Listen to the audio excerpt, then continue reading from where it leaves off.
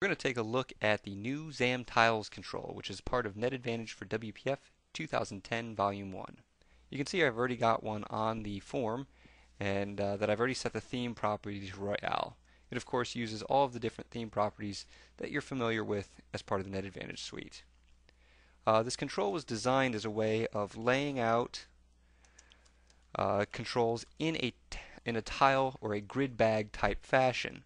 It can be bound up to a series of items, or you can have explicitly defined tiles to sort of create sort of a dashboard type setting. Today we're actually going to take a look at the second scenario where we create a dashboard using this control.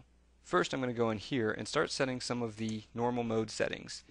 And the main thing that I want to do with this is actually set the tile layout order. Tile layout order, you can see there's a series of different things in here that are defined. Horizontal, vertical, and explicit are the main ones. So this defines whether the tiles are stacked horizontally, laid out vertically, or if they are explicitly defined in order of sort of a grid bag or tile based layout. So we'll use this one. Next, I want to make sure that everything stretches appropriately. All the tiles are laid out appropriately in stretch. So we'll set that mode to stretch. The second thing that I want to do is actually define how these tiles expand. So I'm going to go in here and actually say xamTilesControl.maximized mode settings. And from this I can set the maximized tile location to bottom, left, right, top. So when I expand the tiles, you'll see where they put. In this case, I'll put them on the bottom. Next part of this is actually defining out tiles. So we can jump in here and say IG tiles and actually create a new tile. Inside this tile, you can see it appear on my design surface. I can place whatever I want. For example, one thing I may want to add is a user control. So I can go in and say IG samples main grid, and you'll see that appear inside this tile.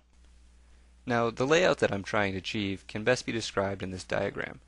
You can see at the top corner I have column 0, row 0, and column span 2, row span 2, so it will span over 2 columns and 2 rows. Then top right you have column 2 and row 0. Essentially this is just like defining a grid, functions and behaves the exact same way. So with that, let's get back into the demo. As you can see, with a series of column 0, row 0, column span 2, row span 2, and we've laid it out just like you saw in the diagram, following that grid bag layout. I'm going to go ahead and hit F5 to build this, and we'll see what this app looks like when it's actually running.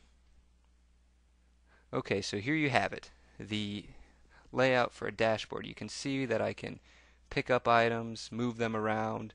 The ability to actually take these items and save them is also available, so I can actually save this layout out after I've moved it and then load it back up by calling simple method calls. You can also do things like where I hit maximize and I expand. It's really cool. You saw the maximize location is at the bottom, which is where we set it, and we've got a series of things up at the top. This gives me the ability to go ahead and focus in and drill in on a certain area. And of course there's also the ability to collapse these items if I choose to, if I want to get a little extra space in my work area. So there you have it. That is the xamTilesControl that shipped as part of Net Advantage for WPF 2010 Volume 1. Infragistics. On the web at infragistics.com.